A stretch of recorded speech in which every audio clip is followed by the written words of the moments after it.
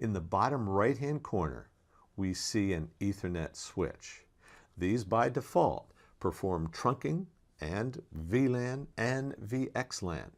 And in a way, they're competitors. Open vSwitch is newer. Linux Bridge has been around for a considerably longer period of time. I'm actually going to talk a little bit about them later on, so let's leave that, say, okay, there's our Ethernet switch, and move on.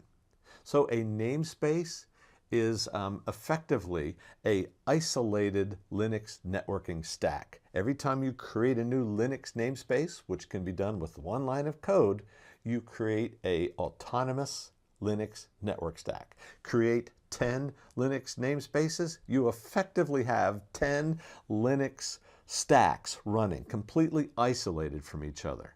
And one cool application of that would be to put IP tables inside of a namespace. And if I configure the IP tables, I could make the namespace perform like a router, or I could make it perform like a NAT, or load balancing. All that cool stuff could be done. So what we've done so far is we've learned about some active components. The things on the left hand of your screen actually are used to interconnect all of this. So let's start with the top one called a tap. So a tap on one end I'm showing as a virtual Ethernet cable that you can plug in anywhere. So a tap does have two ends. On the other end, we actually see a virtual NIC. Sometimes a tap is often referred to as a virtual NIC. And one of the things that I never like about the diagrams is you always see a virtual NIC with a little hole right there. And that's not what a tap is. A tap is definitely a virtual NIC, but it's like the Ethernet cable is already plugged into it. And this is ready to plug in somewhere else. So a tap definitely has two ends. One end must be in a virtual machine. The other end, you could take it and plug it into a network namespace, maybe running IP tables or to another Linux stack, or you could go ahead and plug it into, for instance, Linux Bridge or OVS. Now, there's also a VETH, and at first glance, these guys are looking very similar, and I would say, yeah, this side of the VETH and the tap are identical, but the other side is how we distinguish between the two. In a tap, it must plug into a virtual machine. But with a VETH, we can plug it into a namespace, we could plug it into a Linux bridge, and we can plug a VETH into an open vSwitch. But there might be a better alternative in that case. Just bear in mind that the VETH cannot plug into a virtual machine. Only a tap can do that. Now, you may choose to not use the VETH, and probably you won't use a VETH if Open vSwitch is deployed. So when Open vSwitch is deployed, it's actually much more efficient to use OVS's own version of a VETH, which it calls a bridge internal. Unfortunately, this is incredibly confusing because one of the bridges that actually deploys an OpenStack is called Bridge Int. I'm going to call that the integration bridge, just so that when I say integration bridge, you won't confuse it with bridge internal, which is a type of a connection. Now, if I'm going to interconnect two open vSwitches, then we're going to use a patch. It's more efficient than trying to interconnect two OVSs with bridge internals. So, quite frankly, if we're going with OVS, then I really don't need VETHs. I can get everything done with bridge internals and patches, and of course I'm going to need a tap in order to connect to a virtual machine. Now, all of these things that we're talking about here, when I say you're going to create this or I'm going to create this, we're not really going to create this. OpenStack's going to manage all of this stuff for us. Some parts of it we have to put into place. And I've already explained that in the previous discussion. But ultimately, these are the components. These are the colors on the palette that OpenStack is going to use to basically build everything. So why were there two Ethernet switches? Why do we have Linux Bridge and Open vSwitch? So understand that OpenStack was originally designed for Linux Bridge. Linux Bridge is extremely well understood, and it's been around for a while, and it just works. Mainly because it's been around forever as far as we're concerned. It can do switching, it can do VLAN and VXLAN. Now let's contrast that with Open vSwitch, or just simply OVS for short.